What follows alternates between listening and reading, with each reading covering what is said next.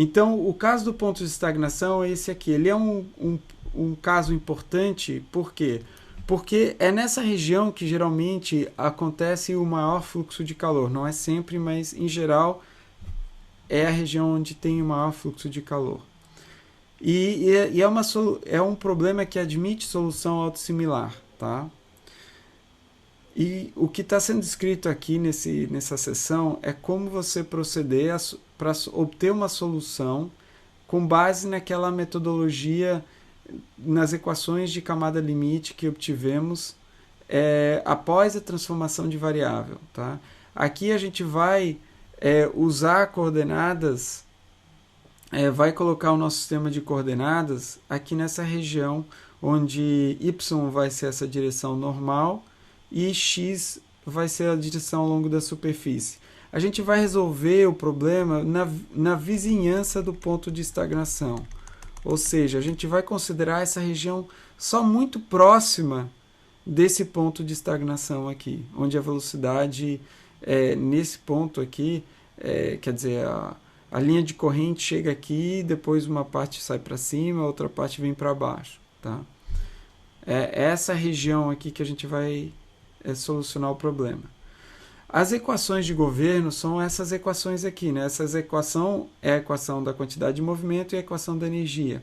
A única coisa que fizemos aqui, a gente saiu das equações de camada limite, essa equação 6.55, 6.58, que é a equação mais geral, e o que foi feito foi simplesmente desprezar os termos que têm variação em xi, ou seja, você assume que a função f e g são apenas funções de eta, tá? A gente já tinha feito isso. Mas no caso da placa plana, quando a gente fez isso, basicamente tudo que era xi sumiu da equação. Só que aqui não, ainda você tem o xi aqui, você tem um du de xi aqui. Então veja, o xi, apesar de eu ter feito essa hipótese de que a função f é só uma função de eta e a função g é só uma função de eta, o xi ainda aparece de alguma forma. E a mesma coisa na equação da energia. Ó. Você tem o xi aqui, você tem esse termo aqui que tem du de xi e assim por diante. Então, a gente tem que dar uma olhada, se tem esse dHe de xi, a gente tem que dar uma olhada nesses termos. Tá? Então, a primeira coisa que é feita é o seguinte, como a gente está solucionando o problema próximo do ponto de estagnação, esse termo aqui vai ser pequeno, porque a consideração que você faz é de que justamente H0 é a entalpia de estagnação, porque e HE vai ser próximo de H0. Lembra, o que é HE? HE são os valores aqui fora, essa região E, assim. Né? Aqui nessa região é a camada limite, aqui que é a região E. Ou seja, é a velocidade UE aqui fora da camada limite, é a entalpia HE fora da camada limite, e essa entalpia aqui vai ser muito próximo da entalpia de estagnação, porque a velocidade é baixa. E dessa forma, o UE ao quadrado sobre HE vai ser um número muito pequeno. Então, esse termo aqui, no final das contas, você vai dizer que é aproximadamente zero. E aí o que ele faz? Ele investiga os outros termos, tá? Ele faz como a velocidade é muito baixa na região próxima do ponto de estagnação, você tem basicamente naquela região você tem um escoamento incompressível, ou aproximadamente incompressível. E ele faz uma aproximação de que é como se fosse uma expansão em série de Taylor da velocidade próximo do ponto de estagnação. Ele fala que a velocidade UE, que é a velocidade externa, a camada limite, vai ser igual à velocidade, vai ser igual à derivada de UE em relação a x no ponto de estagnação. Isso aqui é ponto de estagnação.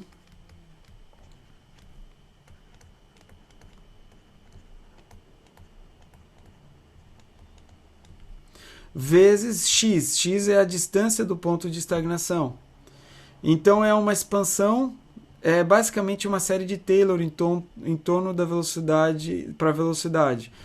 Você imagina que você tem uma expressão U é igual, por exemplo, a UE mais dE dx no ponto de estagnação, mais vezes x, né? Vezes x, aí você teria mais termos, né? Se você fizesse uma expansão em série de Taylor em torno do ponto de UE ali no ponto de estagnação. Isso aqui seria o E no ponto de estagnação, certo? Então, como o E no ponto de estagnação é exatamente zero, você fica com esse outro termo sobrando, tá? Isso é uma forma de interpretar.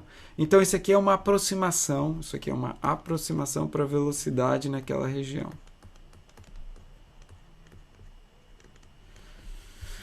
E aí você tem da própria definição de Xi, né, como o E vai só variar com x, a gente pode integrar essa equação aqui, porque basicamente dE dx no ponto de estagnação é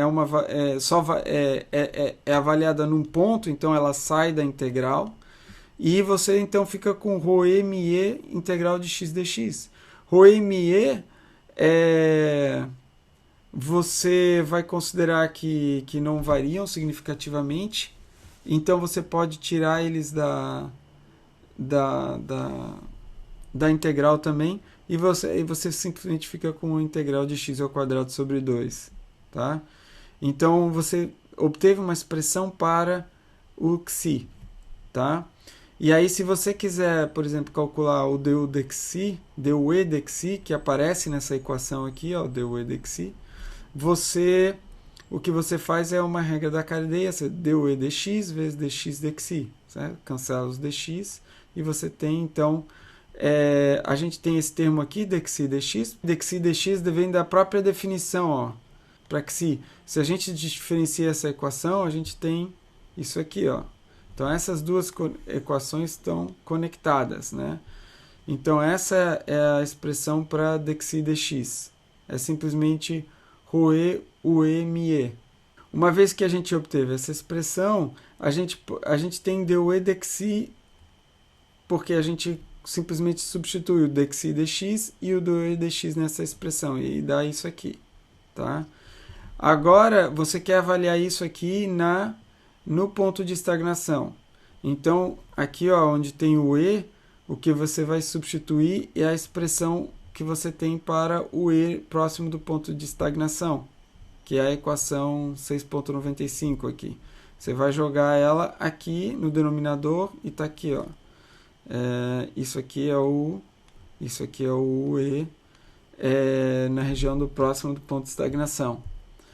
E você tem esse termo aqui, acaba sendo avaliado no ponto de estagnação. Ou seja, isso cancela com isso e você fica com isso aqui. Tá?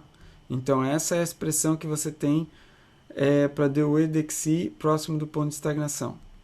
Então, aquele termo todo que aparece na equação aqui, ó, 2xi dE dxi sobre o E, 2xi dE dxi sobre o E, você substitui esses resultados aqui que você obteve até agora, 2, esse aqui é o xi, que a gente obteve, isso aqui é o xi, tá? Então a gente tem 2xi, esse aqui é o E,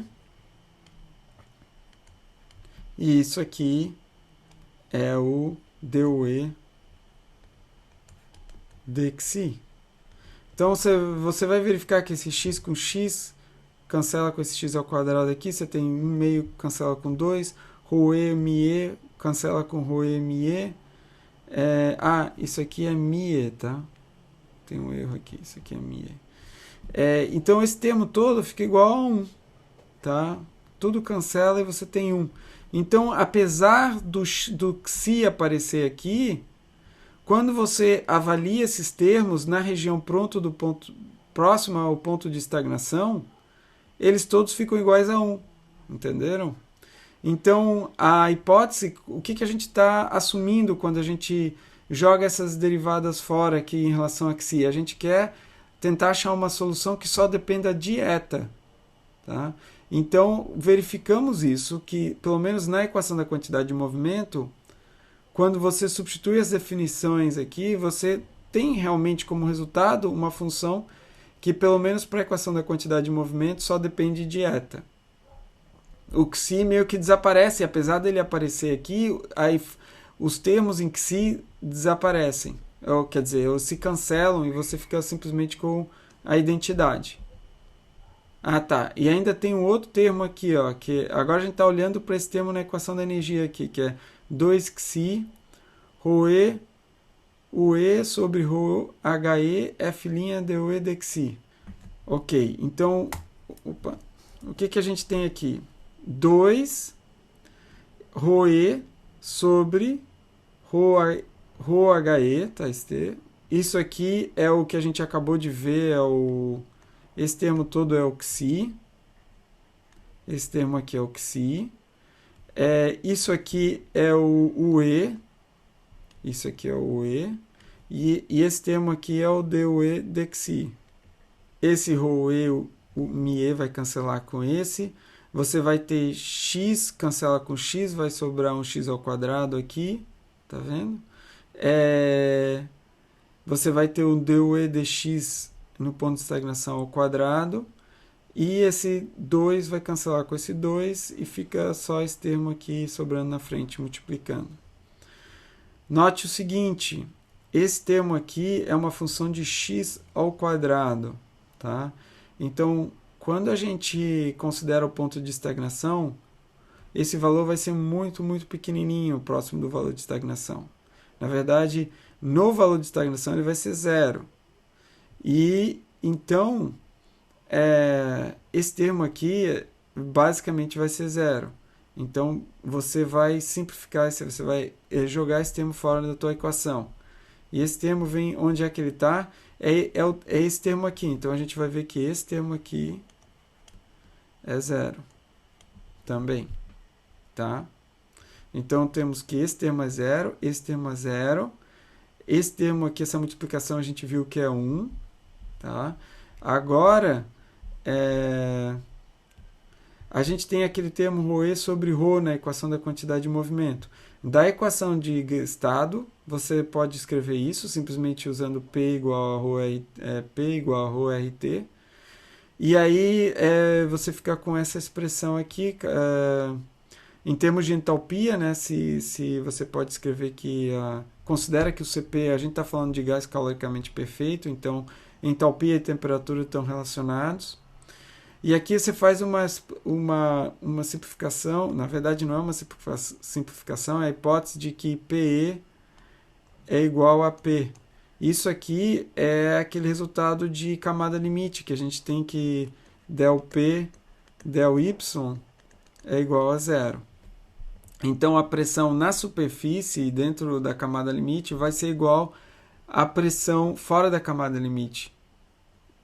Externa à camada limite. Essa é a hipótese de camada limite que a gente obtém. Na verdade, é o resultado que a gente obtém a partir da equação da quantidade de movimento em Y. Então, se você procurar esse resultado, a gente tem essa equação como resultado da análise de camada limite. Então, se esse termo cancela, você fica com H sobre HE. Mas, por definição, H sobre HE é justamente a nossa função G. Então, esse termo na equação da quantidade de movimento, esse termo aqui, ó, ρe sobre ρ, é simplesmente G. Então, isso aqui vai ser o nosso G. Tá? Então, com isso a gente basicamente resolve essa equação. Quer dizer, a gente tem uma simplificação dessa equação. E esse termo aqui, vocês podem também ver, vai dar aproximadamente 0, esse termo também. Esse termo aqui está relacionado com xi também, e você vai ver que quando você monta esse termo aqui, você vai ver que ele também vai depender de x, se eu não me engano, e aí esse valor vai ser pequeno, próximo, vai dar uma coisa parecida com essa daqui, em que você tem uma multiplicação por x, mas como você está falando do ponto de estagnação, dá 0. Tá? Então, as equações ficam simplificadas. Ó. Você, quando simplifica todas essas equações, você tem essa equação para quantidade de movimento e essa da equação para energia. Então veja, a hipótese que a gente adotou era de que a função f era só função de eta e a função g era só função de eta. E quando a gente olha com mais cuidado os termos da equação, o resultado que você obtém confirma isso. Então, da mesma forma que a gente obteve para o caso do placa plana, essa equação aqui também permite uma solução autossimilar. E você vai resolver ela da mesma forma numérica, usando aquele método chamado em inglês de Shooting Method. Ou seja, você assume valores para as variáveis f2' e g', e que são os valores da derivada na superfície. Aí você vai integrando da superfície para dentro do escoamento as equações, usando, por exemplo, algoritmo de Runge-Kutta, de integração numérica. E aí você verifica se você atende às condições de contorno, que são f' igual a 1. Então a gente tem essas condições aqui. Você verifica se isso acontece, senão você adota novas estimativas para f', f2' e g' na superfície. Tá? E assim você soluciona o problema. Então, o pessoal já fez isso. E para o caso do cilindro, que é esse caso de ponto de estagnação que a gente está olhando, eles correlacionaram os dados dessa forma aqui. Tá? Então, isso é uma correlação, não é um resultado analítico. Então, porque a gente não tem um resultado analítico para esse problema, a gente tem um resultado numérico. Aí eles foram lá e obtiveram uma correlação para os dados numéricos. E você obteve uma expressão para QW, que é o fluxo de calor na parede. O que é importante e o que eu quero que vocês observem dessa expressão é a dependência funcional das coisas, tá? Primeiramente. Então, obtiveram para o cilindro e o que a gente vai... E para o caso do... Isso aqui para o caso 2D, tá? É uma geometria 2D. Depois também obtiveram para uma esfera, que é uma geometria 3D. E as equações, no caso de uma geometria axissimétrica, que é o caso da esfera, você tem que usar umas definições um pouco diferentes de xi e eta, que são dadas aqui, tá? E você fazendo isso, você obtém essas equações aqui para o caso da esfera, né? Da geometria axissimétrica. É um pouco diferente, tá vendo? Essa equação é exatamente a mesma, a equação da energia, ó, exatamente a mesma, mas aqui você tem um termo de 1/2 aqui, que não aparece na equação no caso da geometria 2D, tá vendo? Tem um termo 1/2 aqui na frente da equação, tá? Resolveram numericamente também e obtiveram uma equação para QW, uma correlação para QW. Se você comparar as correlações, essa correlação aqui para o caso essa correlação aqui para o caso do cilindro e essa correlação aqui para o caso da esfera, você vai ver que ela é exatamente a mesma correlação, com exceção desse coeficiente aqui, ó, 0,763, 0,57. Então, basicamente, o que você está dizendo é que o fluxo de calor, no caso do ponto de estagnação, isso aqui é na vizinhança do ponto de estagnação, a dependência funcional é a mesma, só que você tem um valor um pouco maior para o caso da esfera. Tá? E por que isso acontece? Na verdade, isso é explicado do ponto de vista físico, porque quando você tem a esfera, pensa numa mesma área de seção transversal. Tá? Faz um corte na esfera e no cilindro. No caso da geometria 2D, o que acontece quando o escoamento chega? No caso 2D, na verdade, você tem na direção transversal, é infinita a direção, né? Por isso que o escoamento é 2D. Aí, na hora que chega o escoamento, ele tem duas opções, ou ele vai para cima ou ele vai para baixo, né? No caso da esfera, numa geometria axissimétrica, você tem uma terceira opção que é para fora do plano, né? Então, o que isso provoca em termos físicos é que a espessura da camada limite vai ser um pouco mais fina na esfera. E como você tem que, no caso da esfera, bom, o fluxo de calor, né? O fluxo de calor vai ser, pela definição de fluxo de calor, a lei de Fourier, na verdade, você vai ter que... O fluxo de calor vai ser igual a K del T del Y na parede.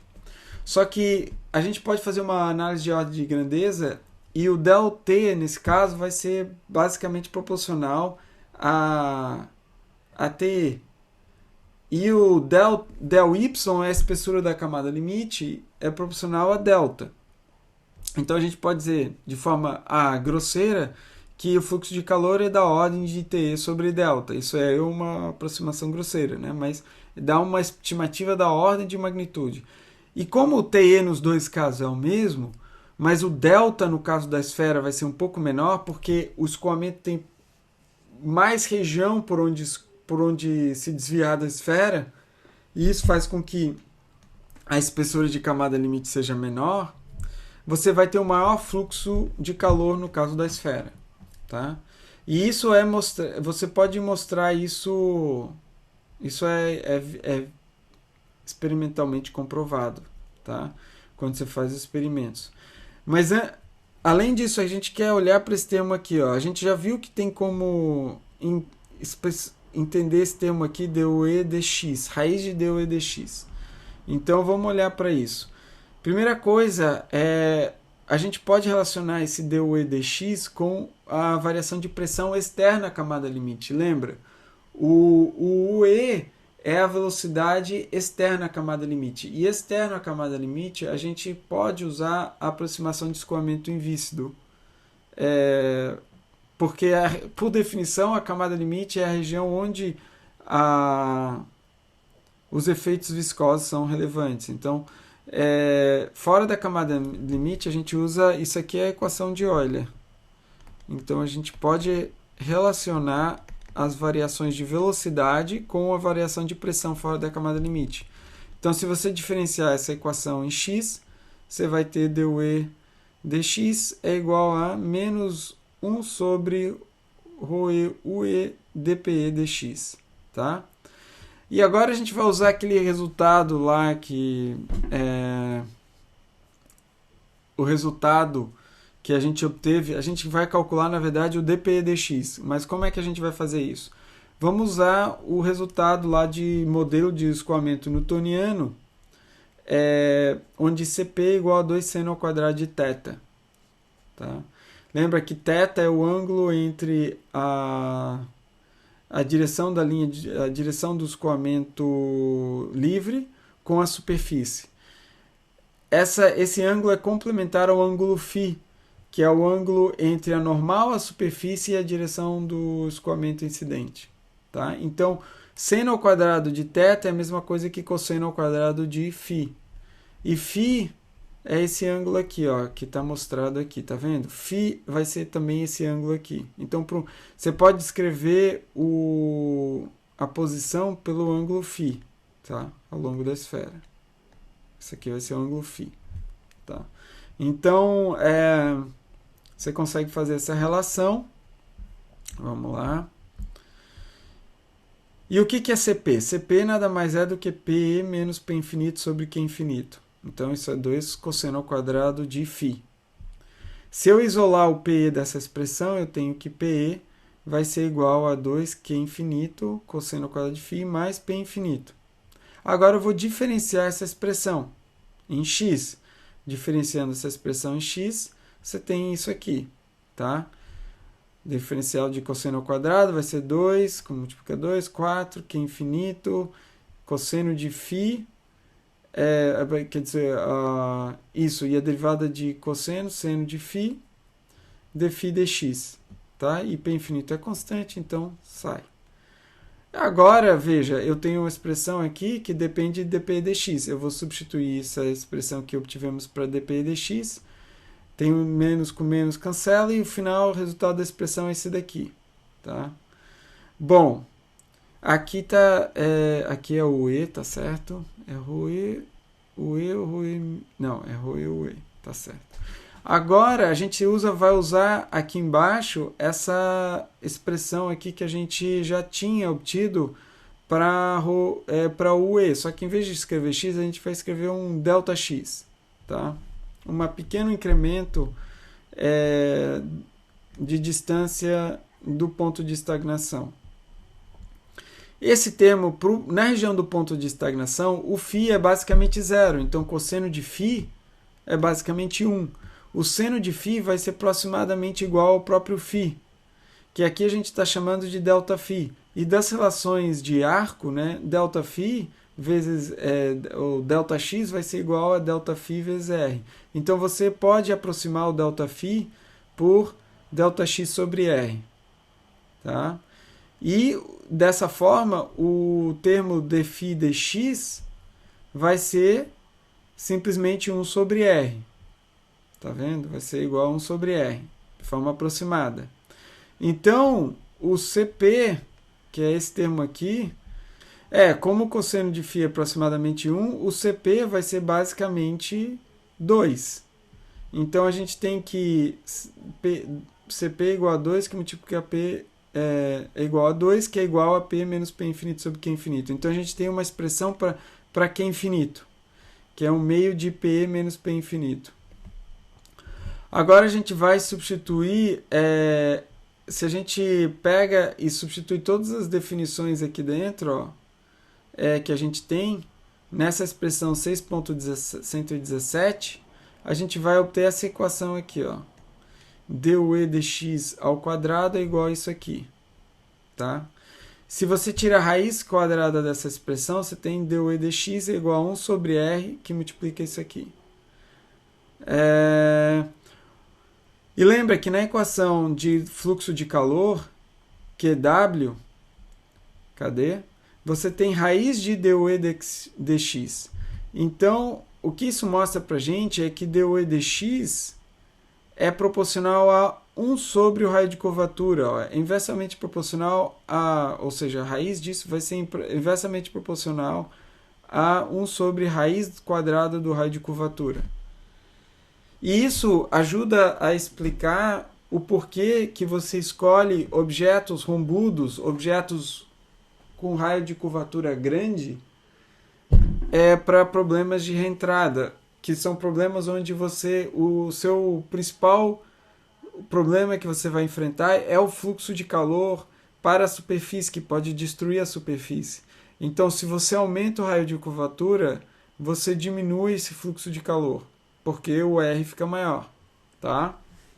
Então, na região do ponto de estagnação, esse fluxo de calor é inversamente proporcional ao raio de curvatura. E esse resultado ele pode ser verificado experimentalmente. Aqui está sendo mostrado o número de Stanton, né, que está relacionado com o fluxo de calor, em função do Reynolds, no raio, baseado no raio do nariz, se eu não me engano, isso aqui é algo assim.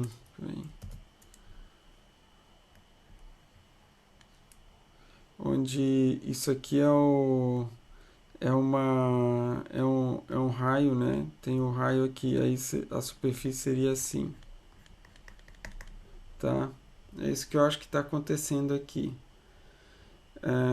E aí você tem, mas o importante é você perceber que isso aqui é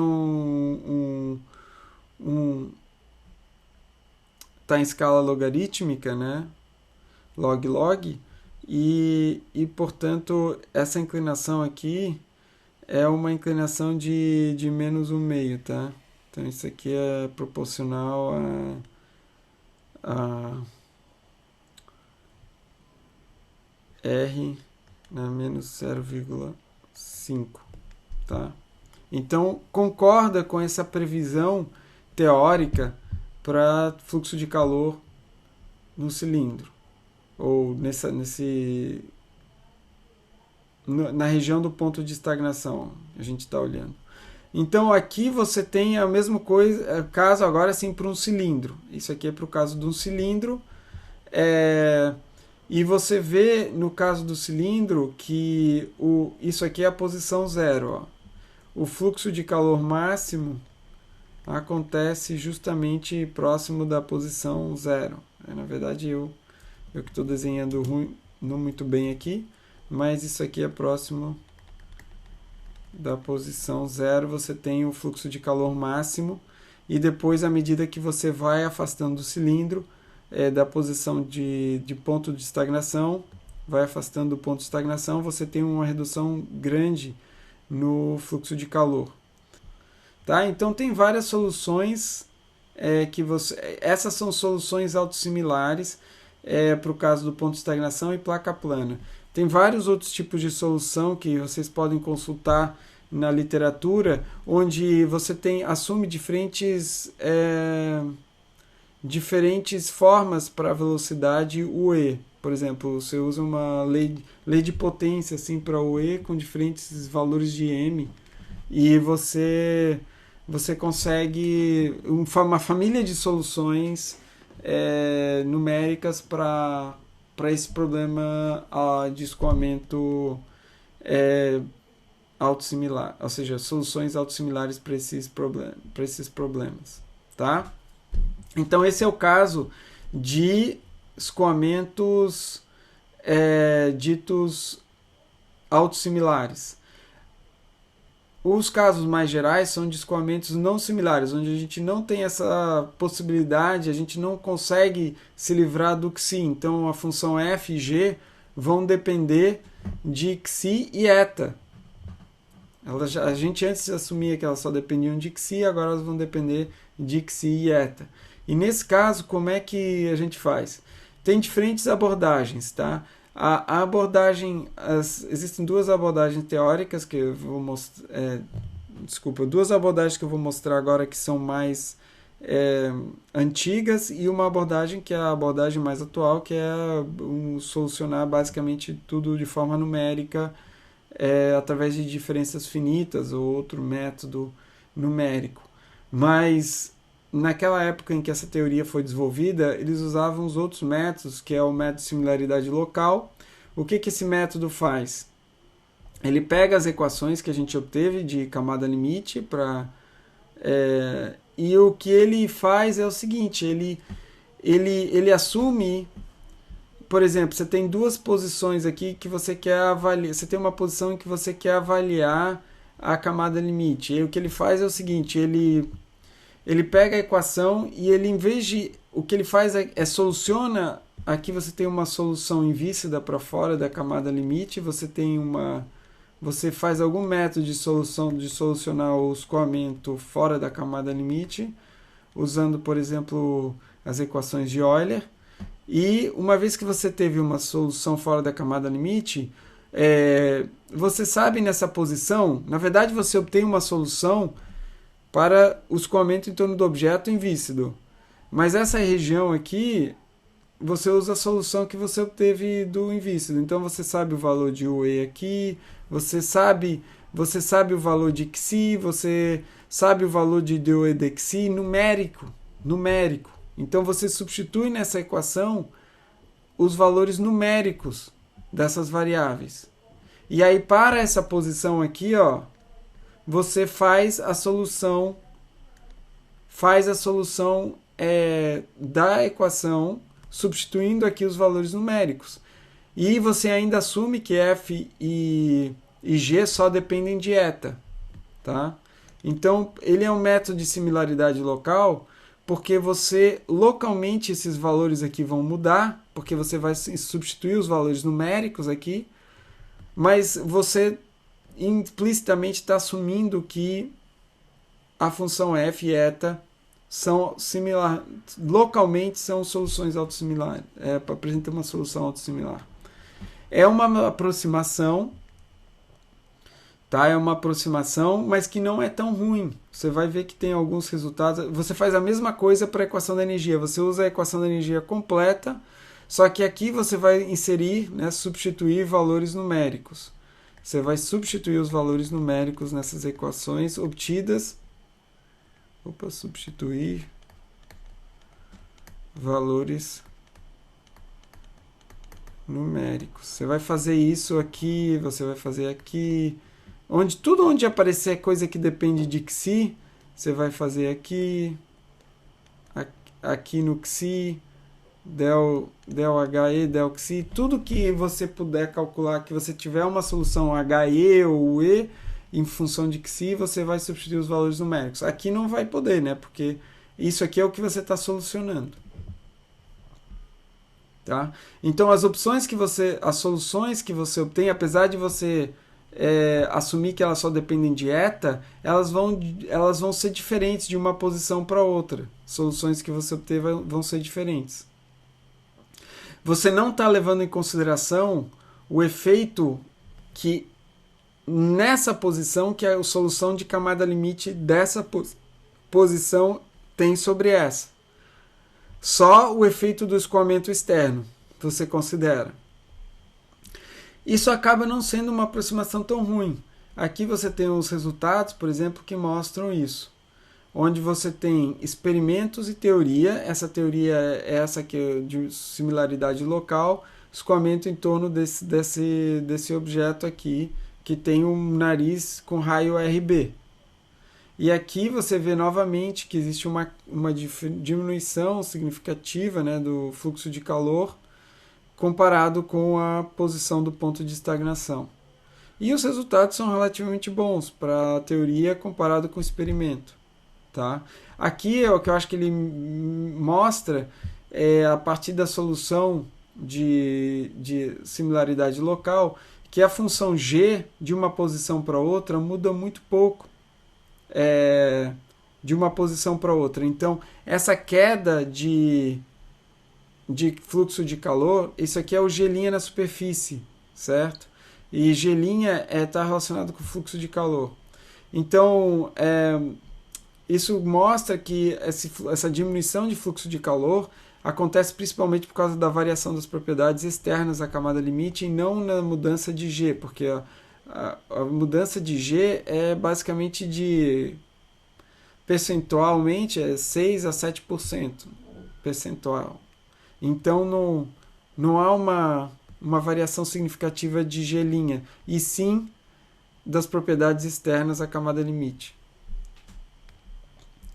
Então esse é um método chamado de similaridade local. A gente tem o método de diferencial,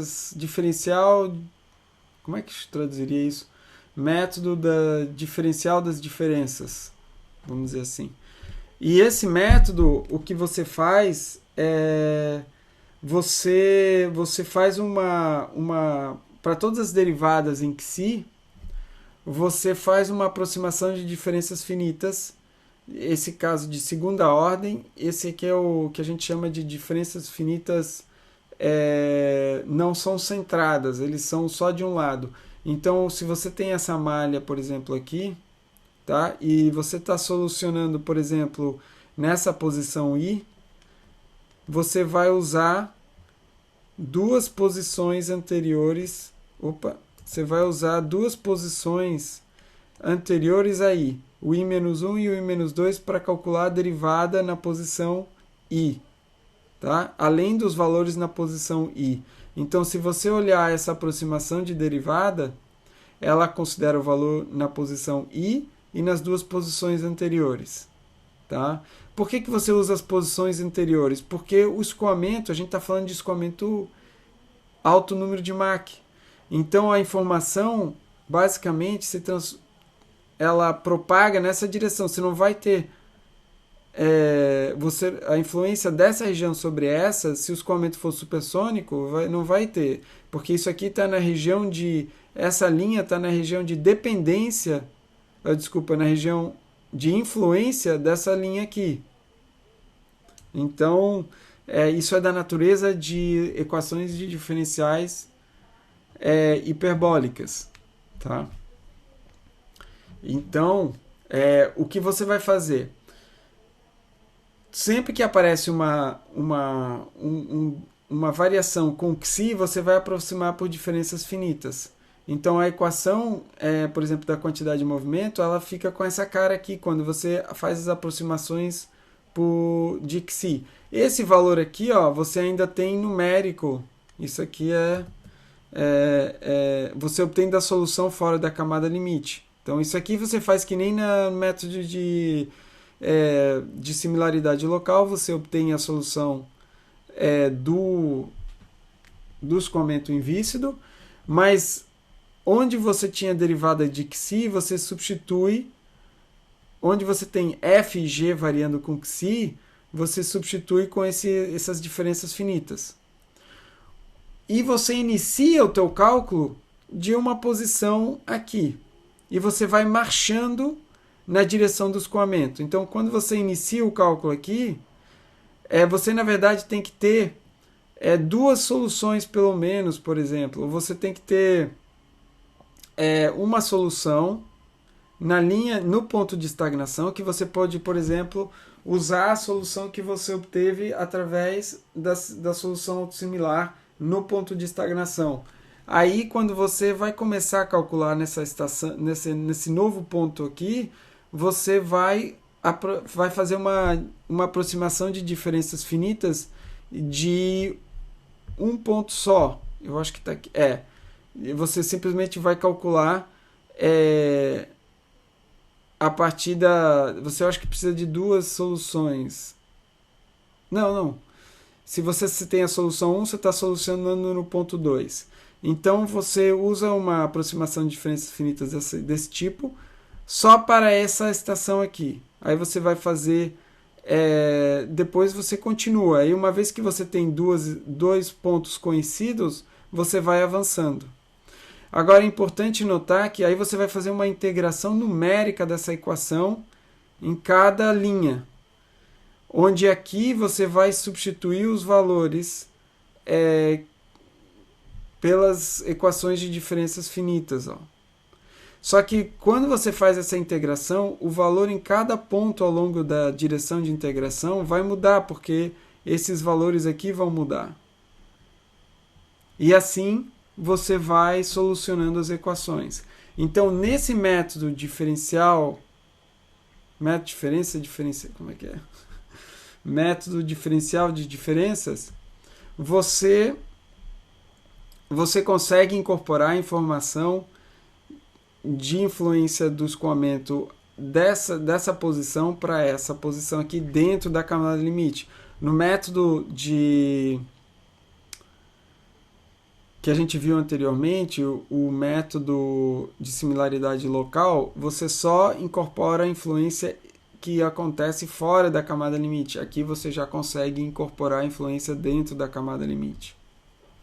Então essa é um método um pouco mais sofisticado, mas que incorpora um pouco mais menos aproximação.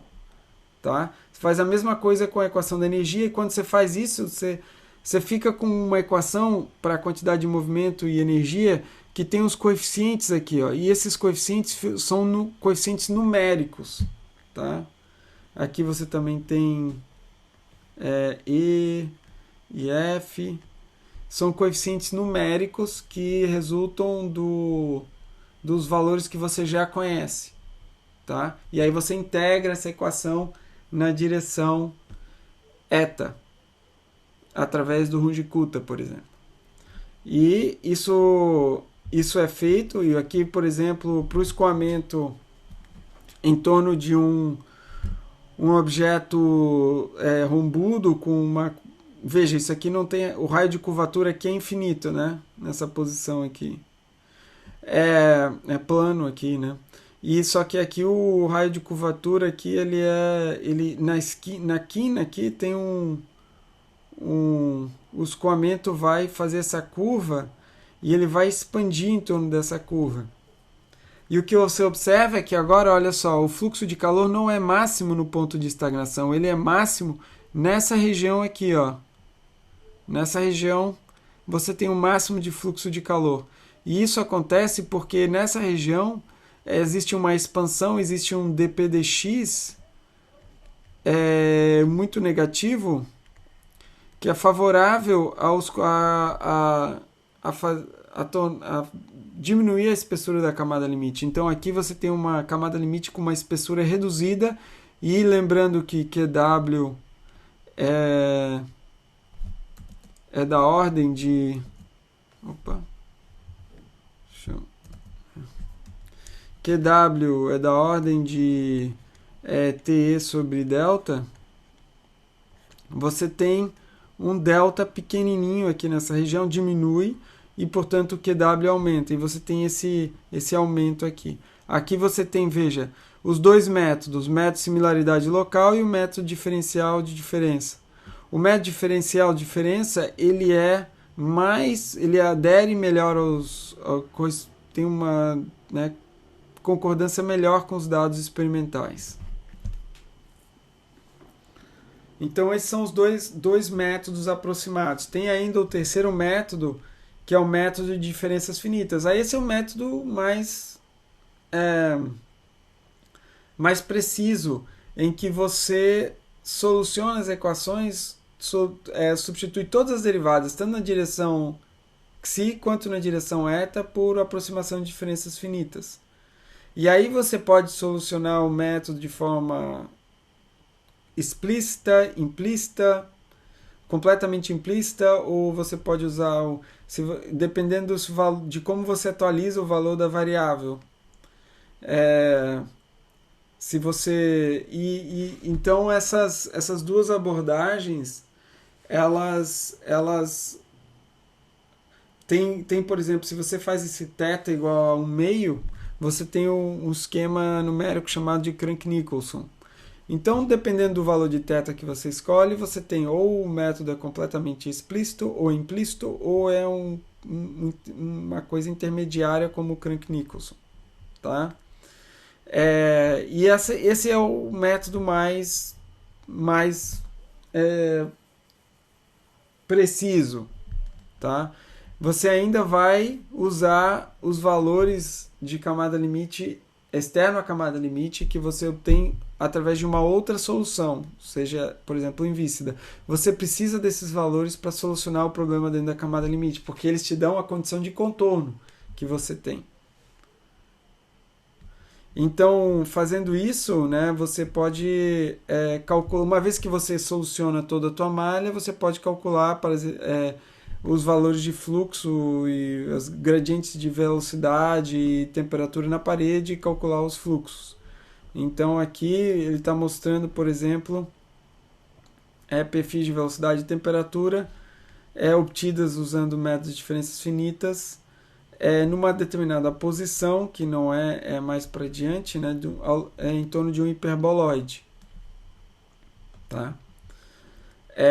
E também calculando o coeficiente de Stanton, o número de Stanton e o coeficiente de atrito.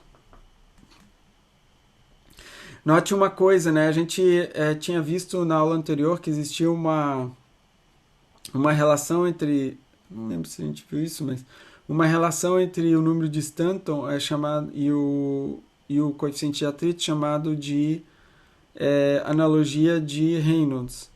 E essa analogia de Reynolds, ela para escoamentos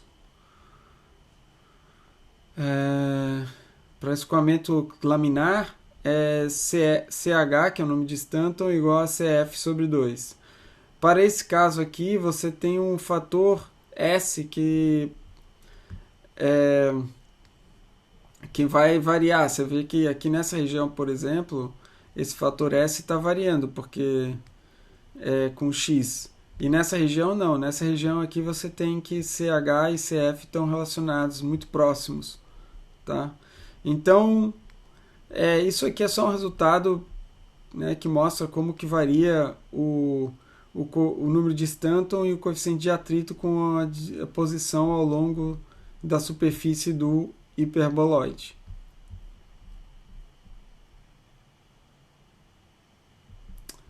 Note que o coeficiente de atrito na região de estagnação é zero, como a gente imagina que tenha que ser, porque a velocidade ali a variação de velocidade ali basicamente você tem que, né, a derivada normal, a parede, né, du dy ali é zero basicamente, então você não tem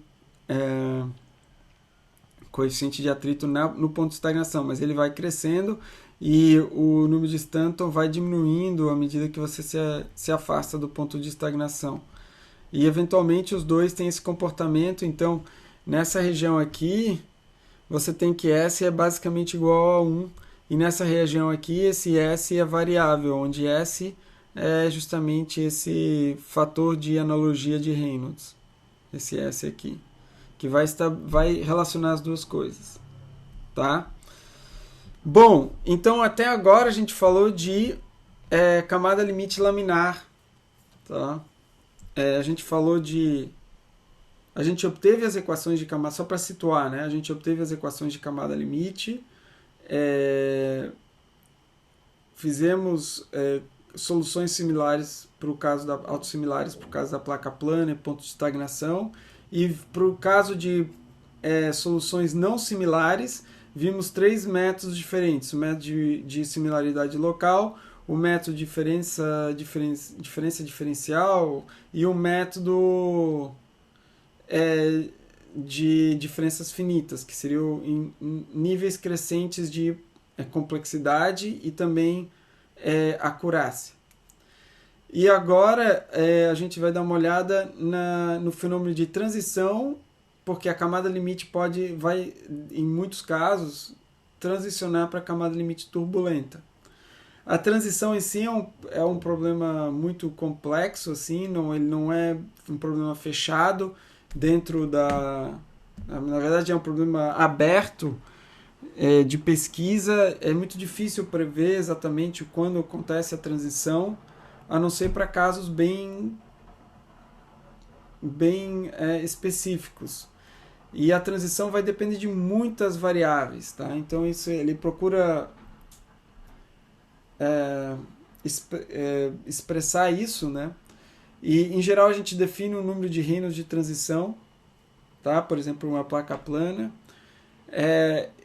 Esse Reynolds de transição, ele na verdade indica uma faixa de valores onde você espera que, ou um número em torno do qual você espera que haja transição, mas a transição nunca acontece de forma num ponto exato, ela acontece numa faixa, numa região, tá?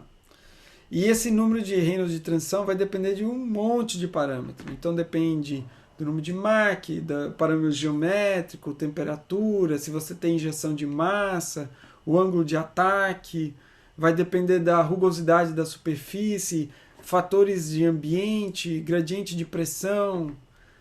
No caso, por exemplo, se você tem um raio uma superfície que tem um raio de curvatura, do número de Reynolds unitário, da posição, vibração, enfim.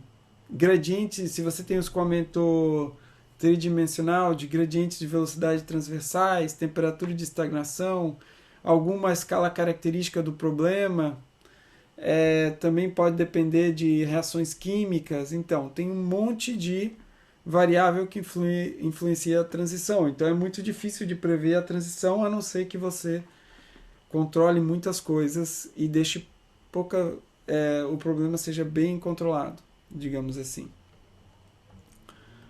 Então, mas talvez os efeitos que influenciam mais são ao número de Mach, número de Reynolds. Alguns parâmetros têm uma influência maior do que outros. O número de Mach, o aumento do número de Mach tende a retardar a transição para escoamento de camada limite turbulenta. Então, isso é favorável no caso hipersônico, porque os números de Mach são elevados. Então, a gente espera que a influência do número de Mach seja o de postergar a transição do número o Reynolds de número de transição. Então, aqui você tem a escala logarítmica, esse aqui é o Reynolds de transição, e o número de Mach. O que você vê que a tendência é que que o número de Mach, com o aumento do número de Mach, você tem Reynolds de transição maiores. Isso é principalmente verdade depois aqui de Mach em torno de 5, 4, 5, você começa a ter esse comportamento. Aqui você tem resultados de experimentos na verdade, de dados de túnel de vento e também correlação baseada em dados de túnel de vento e também dados de voo, ou seja, dados reais, né, de escoamentos realmente reais. Então, outros, né, o ambiente vai influenciar, também se verifica que o número de Reynolds unitário tem uma influência. Esse número de Reynolds unitário é basicamente o número de Reynolds considerando que tua escala de comprimento é 1. Então, aqui você está vendo que você tem o número de Reynolds unitários para vários conjuntos de dados.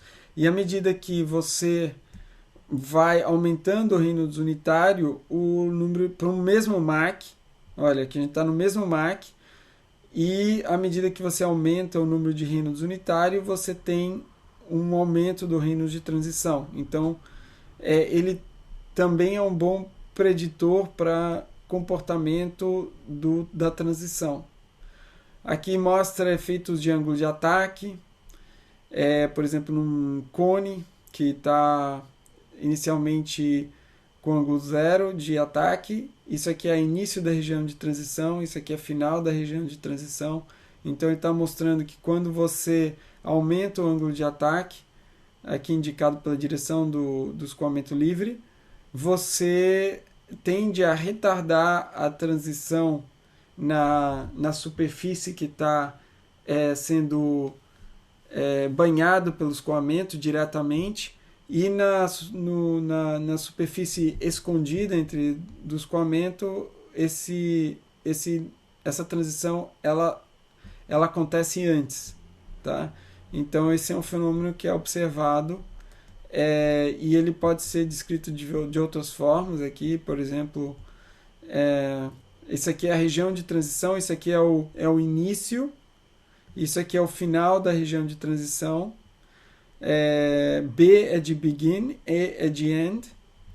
E para esse objeto aqui, onde o ângulo φ, que está sendo mostrado aqui na abscissa, é medido a partir dessa posição aqui. Então, veja, o φ igual a 0 representa a geratriz do cone, que está sendo diretamente onde o escoamento está incidindo diretamente.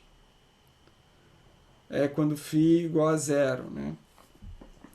Então o que você vê é justamente isso, que na região onde que está, concorda com essa figura aqui, porque o φ seria essa geratriz aqui, por exemplo.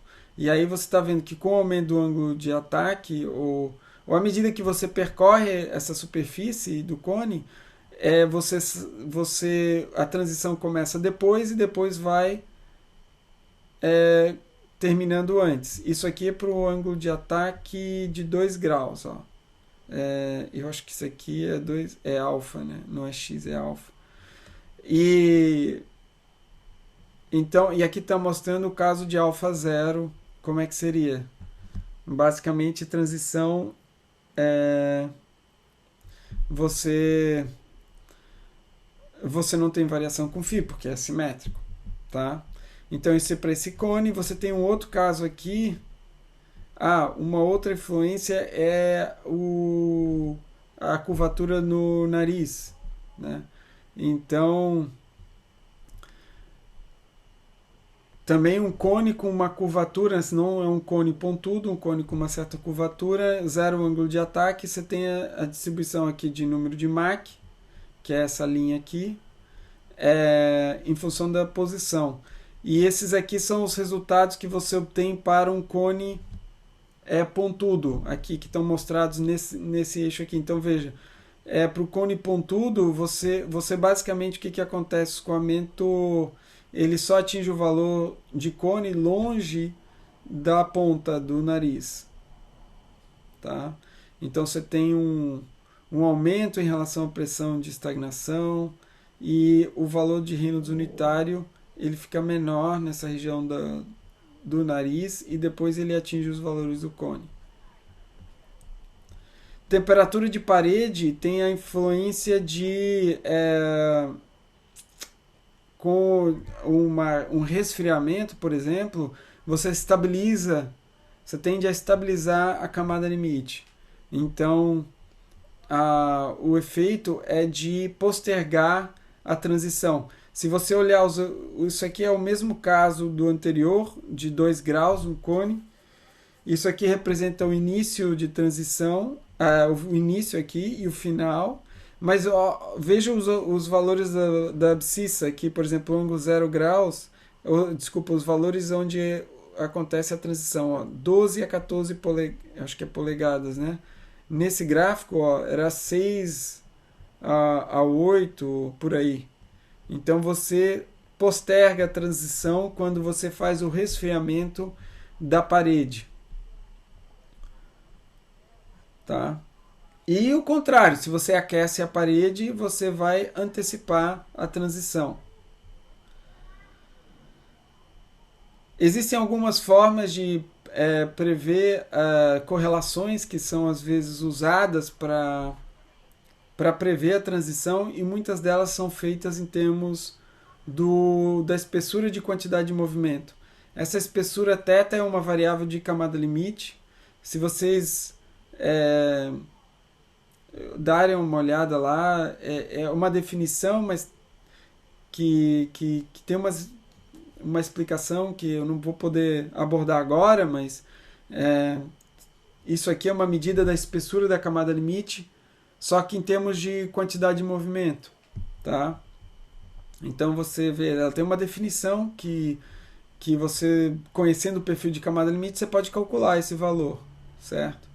E existe uma relação que basicamente você pode calcular o número de Reynolds baseado nessa espessura de camada limite, de quantidade de movimento. E existe essa relação aqui que é adotada, diz o seguinte, que o Reynolds θ de transição sobre ME, que é o número de Mach fora da camada limite, igual a 100. Então, se você conhece esse valor aqui, você pode prever onde vai ser a transição de camada limite. Só que para isso você precisa conhecer o perfil de camada limite, o que às vezes, né, você não tem. Uma correlação que foi proposta é mais fácil, você calcula diretamente o Reynolds de transição, e esse Reynolds de transição é baseado na posição. Então, se você substituir aqui o número de Mach, você consegue achar o Reynolds de transição, e aí você sabe a posição onde acontece a transição. Então, essa correlação é mais fácil de usar do que essa relação aqui. Tá? Mas as duas têm um certo nível de sucesso. Bom, então, uma vez que você viu a transição, entendeu o que está acontecendo na transição, quer dizer, você tem algum meio de prever onde acontece a transição, você pode então usar os resultados laminares ou coisas para a região laminar, e depois disso na região turbulenta você tem estratégias de modelagem também, de turbulência. Turbulência, obviamente não vou conseguir aqui falar em todo a turbulência, mas a gente sabe que escoamentos turbulentos tendem a ter um perfil de camada limite mais cheio, existe mais troca de quantidade de movimento, e isso tudo às vezes é modelado através de uma viscosidade turbulenta. Então nas equações você adiciona um termo de viscosidade turbulenta. Isso é uma modelagem, tá? Isso não isso é chamado de hipótese de Boussinesq. Ele não digamos, não é estritamente preciso, você está fazendo uma simplificação, é uma hipótese de modelagem. E aí você precisa saber o que é esse MIT, né? Como é que eu calculo esse MIT? Aí existem diferentes formas. O modelo que é apresentado aqui é o modelo de Baldwin-Lomax, que apresenta toda uma metodologia para você determinar esse MIT, que é baseado em várias considerações de camada limite, mas eu não vou entrar nos detalhes, mas basicamente é um modelo que permite com que você calcule esse MIT, e uma vez que você consegue esse MIT, você consegue solucionar o problema de camada limite, usando o método de diferenças finitas, por exemplo. Então esse é um modelo de turbulência, mas tem muitos modelos. Tem modelos de duas equações, tem modelo de uma equação. Esse modelo é um modelo chamado de algébrico, porque você não soluciona nenhuma equação adicional, você simplesmente usa valores, você usa expressões algébricas para obter o valor de MIT. Existe modelo de uma equação, existe modelo de duas equações, enfim. E, em geral, você soluciona o problema fluido dinâmico, você soluciona o campo de velocidade, E uma vez que você obteve, você também quer solucionar a equação da energia, por exemplo. E, em geral, o que você faz para solucionar a equação da energia ou outras equações que você tenha, você assume que também você tem na equação da energia, por exemplo, você tem um K turbulento. E esse K turbulento vai estar relacionado com o Mi turbulento através do número de Prandtl, assim como você faz para relacionar a viscosidade e a molecular e a condutividade térmica também. Você faz molecular, você usa o número de Prandtl. Para o gás, o número de Prandtl é 0,7 aproximadamente, né, para o ar. Aqui você vai fazer a mesma coisa para o Mi turbulento e para o K turbulento. Você vai relacioná-los através do número de Prandtl turbulento. E a hipótese muito usada, ou seja, isso é também verificado numericamente através de experimentos, que o Prandtl turbulento é aproximadamente igual a 1. Então, com isso, você consegue, uma vez que você achou o Mi turbulento, você acha o K turbulento e você usa esse K turbulento, por exemplo, na equação da energia que você vai solucionar através do método de diferenças finitas ou outro método numérico que você escolher. Então aqui estão sendo mostrados, por exemplo, dados sobre uma placa plana de coeficiente de atrito como função do número de Mach para diferentes modelos de turbulência. Modelo de 0 equações, 2 equações, os modelos RSE, que usam várias equações. Então, você vê que todos os modelos são relativamente, para esse caso, são relativamente bons. Tem modelos que têm desempenho melhor em aplicações em diferentes problemas que outros. Tá? Então, sempre que você vai resolver um problema que tem uma camada limite turbulenta e você quer modelar essa camada limite, você tem que verificar qual modelo já foi testado para o problema mais parecido com esse que você está desenvolvendo e dar uma olhada nas diferentes opções disponíveis. Tá? E claro, modelos também tem o modelo de 0 equação tem um custo computacional diferente de um modelo de uma equação, de 2 equações. Então isso também deve ser levado em consideração. Uma outra alternativa é você solucionar sem modelar a turbulência. Só que aí isso é chamado de simulação numérica direta. E aí você precisa ter uma resolução espacial do teu domínio muito boa. E o custo computacional vai ser muito alto. Então, na maioria dos casos, não é uma opção viável para simulação. É mais usado, DNS é mais usado para pesquisa mesmo. Tá? Então aqui também tem alguns resultados, número de Stanton, escoamento turbulento, como função de Reynolds para placa plana, isso aqui para um cone, número de Stanton. Então isso são resultados usando modelos de turbulência. Tá? Tendo dito tudo isso, né, toda essa análise de escoamento turbulento, de camada limite, compressível, soluções autossimilares, transição e tudo, existe uma técnica de engenharia, na verdade um método, que é o método da temperatura de referência, que basicamente assim, consiste no seguinte: você vai usar os resultados de escoamento incompressível, só que você vai avaliar as propriedades usando uma temperatura, as propriedades moleculares usando uma temperatura que você calcula através que vai ser a sua temperatura de referência que você obtém a partir de uma correlação. Então aqui, ó, a gente tem esses resultados que são resultados de escoamento incompressível, ó. Solução de camada limite laminar, tá? Escoamento incompressível. Isso aqui vem da solução numérica de escoamento incompressível. Tá? E aí você vai fazer a mesma coisa. Você vai usar essas mesmas equações, só que em vez de você vai chamar de estrela, e esse vai ser o caso do compressível. Só que veja que os números de Reynolds e o número de Prandtl têm também uma estrela. E o que é o número de... Então aqui, então, você vê que os valores são todos Rho estrela, Mi estrela, tudo tem estrela aqui nessas definições. E o estrela vem justamente da avaliação da propriedade na temperatura T estrela, onde T estrela vai depender do número de Mach, vai depender da razão, por exemplo, de temperatura na parede sobre temperatura externa à camada limite.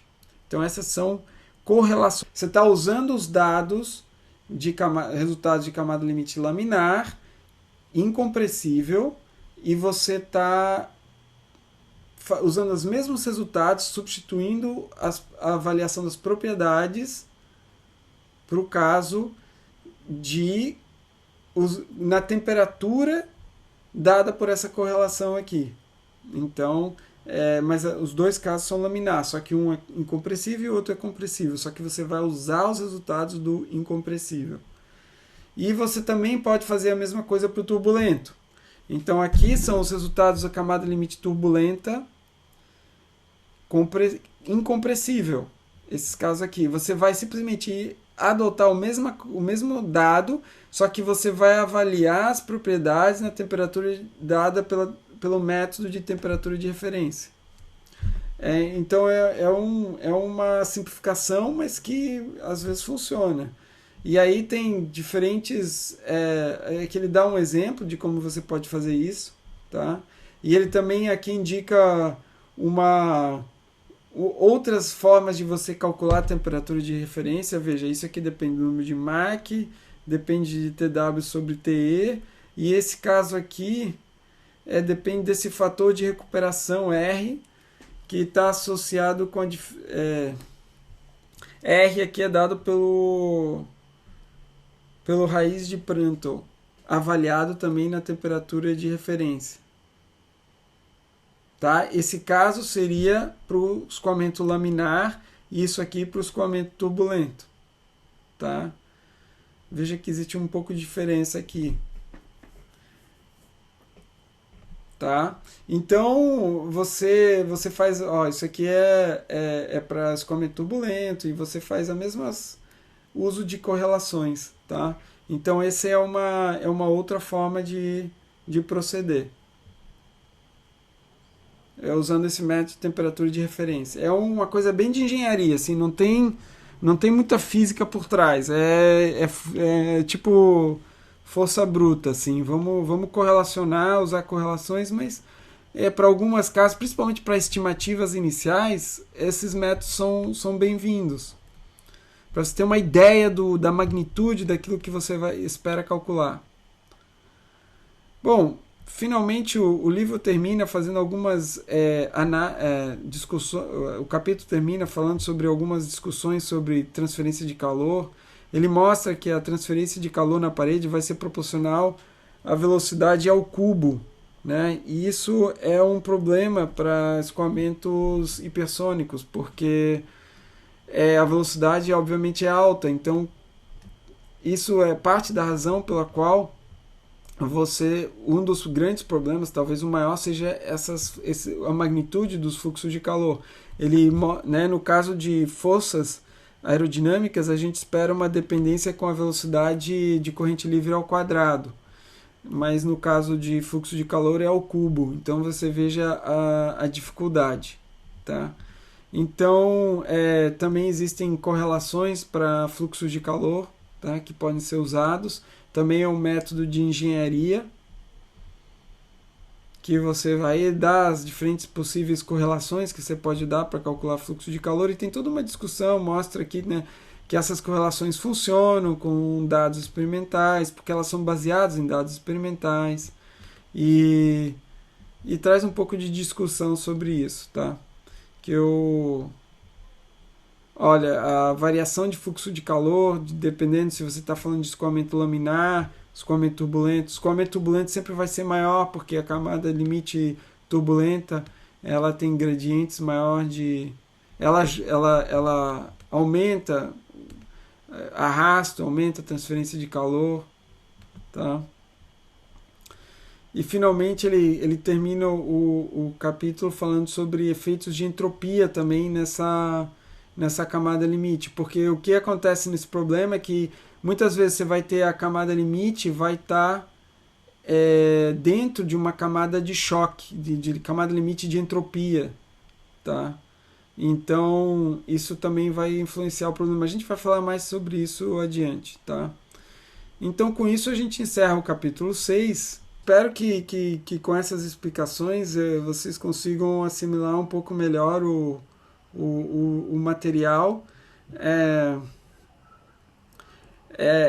Se fosse assim, só sendo específico, assim, eu acho importante vocês entenderem pelo menos a visão global do capítulo. Às vezes a gente fica querendo entender alguns detalhes da solução, por exemplo, de camada limite ali daquela região de estagnação. Isso é importante, né, esclarecer essas dúvidas, mas eu quero que vocês também não percam de vista a ideia geral do capítulo, tá? Os resultados mais assim a nível macro, o que você está vendo. Então, às vezes a gente fica só nos detalhes e esquece de entender o conceito maior que está sendo abordado, tá?